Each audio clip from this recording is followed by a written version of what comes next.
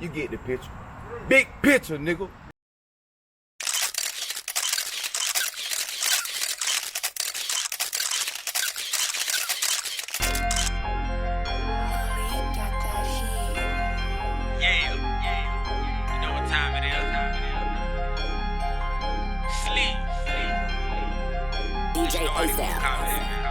Oh man, they don't call me slippin' nothing. I'm just tryna make some money. The niggas hating all the sun. Foreign whip, I be flushin'. Every day I be clutchin'. Catch me with it or without it. That's the end of the discussion. Oh man, they don't call me slippin' nothing. I'm just tryna make some money. The niggas hating all the sun. Foreign whip, I be flushin'. Every day I be clutchin'. Catch me with it or without it. That's the end of the discussion. Trap house still jumpin'. Slim got the bass stompin'. Bringin' force like Tommy. A lot of niggas ain't 100. I'm just focused on the money. Making something out of nothing. I don't really do the clubbing unless my nigga bring the snubbing. I just got this shit the other day. I woke up and caught me another play. My next single dropping the money away. I'm keeping it coming like underlay. Don't bring all that drama with my mistake. Boy, look at my watch, I got time today. If I ever get lost, I'ma find a way. Had to put it all up, it's inside the safe. I stay scheming while you daydreaming. I ain't fake beefing just to break even. I'm the perfect pinch like steak season. Living life so peacefully. Not the one just to take easily. Problem with 3, they don't speak to me. We not on the same frequency. Remember them days of late Regency. Slick, smooth. What's going on? This is the Big Speaker Spotlight. Spotlight on our Big Speaker artists right now. We got coming 3qtrzslyk. Yes, sir. What's going on with you, blood? Man, can't call it, man. Thank you for having me out here, man. For real, this is major right here. Man, you already know what's up. Well, check, man, you know what I'm saying? I know a lot about you, you know what I'm saying, from personal life and everything, then, you know what I'm saying, us getting outside with the music, but for somebody who don't know nothing about 3qtrzslyk, man, give us a little breakdown, a little bio about yourself, man. Where you from, you know what I'm saying, how you coming, you know what I'm saying, let the people know. Alright, well, like I say, man, hey, this your boy 3qtrzslyk. You know what I mean? I'm originally from Jersey, but I was raised in Atlanta. Shout out Southside Atlanta, shout out Clayco. Shout out Zone 3. They know what's going on with me. Yeah, man, it's major, bro, because like that wasn't always my name. You get what I'm saying? I came up with 3qtrzslyk really sitting in Clayco. You know what I mean? Fuck Clayco, but you know how it is. I was sitting in Clayco, bro. I did a little bit in there, and I was trying to really like find myself as an artist because I was growing up. Everybody from that side of town, shout out Far Park, they know what's going on with me. Everybody knew me as Lil Brandon. You get what I'm saying? Cause my first name Brandon. So everybody knew me as Lil Brandon, but it just like I got older and started realizing like, damn, really don't want everybody knowing my name. You know what I mean? So it was just like I gotta find some unique name that don't nobody use, and it's authentic, it's original. You know what I mean? So I wound up coming up with Slick. But I was just like, damn, it's a lot of slicks out here, you know what I mean? So I just wanted something to put in front of that could really describe, like, you know what I mean, my lifestyle and, you know, my rap flow and stuff like that. So that's how the 3qtrzslyk came about. Okay, man. You gave us a lot of information right there, man. So you're originally from Jersey, Yeah. And you moved down here to Atlanta. What side of Atlanta did you move to? You spend most of your time at? I moved straight from Jersey, 9/11. You feel me? September 11, 2001. I moved from Jersey down here, straight to Clayton County, straight to Far Park. That's exactly like the first side of town I created all my memories at. You get what I'm saying? I went to school out there. I ain't play no sports or nothing like that due to my grades and behavior and shit like that. But I definitely like I had to make a way in Clayton County just so folk could put some respect on my name. All right, man. So yeah. So being from an area like Atlanta, but being from Clayton County, which what I'm saying, we know now is totally different from Atlanta. Yeah. You know what I'm saying? What kind of influences did you have in the music, or did you have any influences in the music as far as Clayton County and Atlanta? Meaning like when I first got down here type? Or you just when saying, you first got down here, and then as you start to get into music yourself, did you start tapping in with some people around town or whatnot? I get what you're saying. So basically, like when I first moved down here, it was a major transition for me. You get what I'm saying? Because I was a young northern kid, basically moving to the south of Atlanta. You know what I mean? Well, it was really like kind of hard to understand the slang and the lifestyle of everything like that. So I was still listening to like a lot of up north artists. You get what I'm saying? Until I started really like getting older and realizing like, damn, you know, down here they really got some heat. They got some bangers. So influence wise, if we talking about the early 2000s, I guess you could say like the early 2000s. I guess you could say like my influence would be like Luda. Ludacris was the first artist that I personally bought his CD out the gas station. That had to be Chicken and Bill to be exact. Definitely shout out to Ludacris. I guess you say like Jeezy, you know what I mean, Gucci Man. Yeah, that's one thing I can really say like mainstream wise, you know what I'm saying? Because I kind of grew up on them, you know, in the early 2000s and stuff like that. So they kind of helped me kind of figure out exactly how I wanted to attack when it was my turn. Okay, man. So you getting out of jail, you know what I'm saying? You want to get back into the music game, man, and you seen what's going on at the time you getting out. Yeah. So what was your plan of attacking? Who did you tap in with, and how did you go about doing it?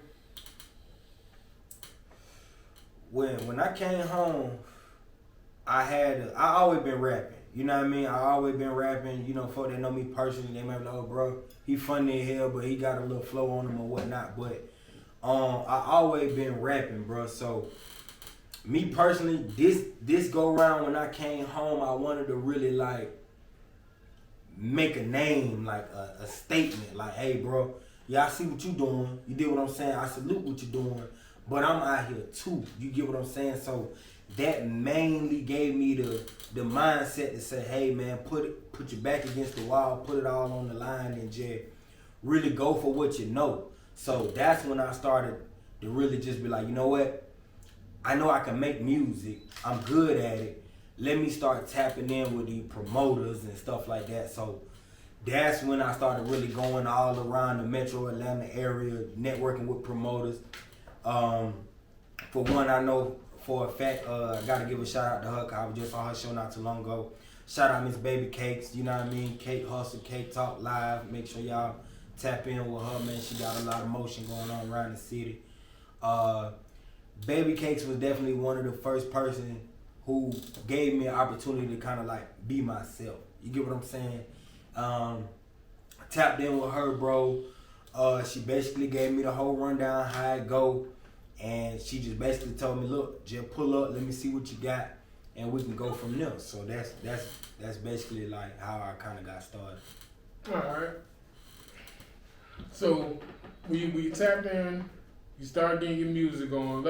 Give me a rundown of your projects real quick. Let's see the evolution of 3qts. The definite evolution, man. So the very first project I ever put out had to be when I came home. It was Live from the Flats. I had to drop that, I want to say January 2021. I had like 11 tracks on it or whatnot. It was kind of just a mixture. You get what I'm saying? It wasn't one dimensional. It was just a mixture of 11 tracks or whatnot. After that, I want to say I took about another 2 years. I took about another 2 years to orchestrate another album. I dropped Big 3. Christmas of 2023, and then my last project is an EP. I just came out. I got like 6 songs on it. It's called Slick Way. I just dropped that July 24th. Okay. So man, I see you trying to be consistent with your music. Yeah. I see you out here pushing with your music. You definitely out here performing your music. All right, now you know the game done changed now. Definitely. The vibe done changed, the scene done changed. Yeah. People getting hit with Ricos left and right. For sure. You know, I got it's kind of a balled up question, man. I'm gonna throw at you right now. Okay. What are your thoughts on the state of Atlanta hip hop being that? And it's a 2-part question. What do your mind say on the state of Atlanta hip hop And do you think the street mindset has it ever mixed with the music business, or is it still mixing with the music business, or is it null and void? That's a good question too, brother. Me personally, it's definitely a street mindset dealing with the music. You get what I'm saying? Because the same codes and ethics that you apply in the streets, doing whatever it is that you do in the streets, it's kind of the same in the music business. You get what I'm saying? So that they definitely go hand in hand, but it also draws a narrow line where your street mindset or your perception or your reality may not necessarily coexist with the music industry. You get what I'm saying? So prime example, nigga might be saying this, saying that, you know what I mean, as far as, you know, what they doing in their music, but in all actuality, they really not living that lifestyle. It's just a facade. It's just for entertainment purposes only. Okay, now, I hear what you're saying. I hear what you're saying about, you know, because in a perfect world, yeah, you know, street mindset is basically like right and wrong. You know what I'm saying? You do right by business, you handle business, that, third. But, quote unquote, one of the biggest known raps in the game next to 6ix9ine. This man just hit Billboard. First time in his career. Yeah. First hip hop rap artist to do it this year, 2023. Yeah. Everybody done dropped this year. Yeah, everybody. The quote unquote biggest rat in the game. Yeah. Just hit Billboard just got in the Billboard top 10. First hip hop artist. Mm-hmm. Why all that street mentality with the music business coming in that day? It seems now. I get as a personal, as an individual where it is, but to the masses, it seems like that street shit don't mean shit. It don't. It do, but it don't. And in that particular situation with that particular person, it's like, you get what I'm saying? He had to really, you know, do what he had to do in order to really like come home and keep his legacy going. You get what I'm saying? So that I don't agree with it, period. That's just me.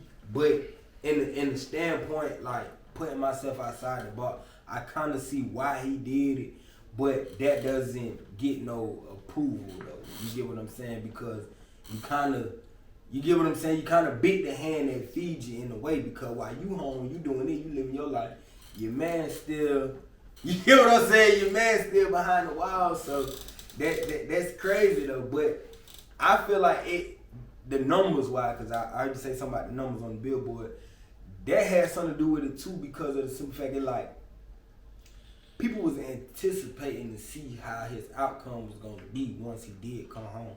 You get what I'm saying? Because he really ain't dropped nothing prior till going in besides that one little album he had. But it was alright, but it wasn't compared to this, because this one really didn't have no features on it. You see what I'm saying? So this was mainly him, his mindset, everything, what he was going through. So that's why people were kind of anticipating to see how it was gonna go. But you know how it go, man. It's the same thing when artists pass away, man. You realize their numbers do better when they pass away than they do when they live. You get what I'm saying? So it's kind of like go hand in hand with that situation. So it's almost like controversy bring money. You know, it's got every time. If you ain't got no shit going, you ain't got shit going. Exactly. Huh? That's what I'm trying to tell you. Hey.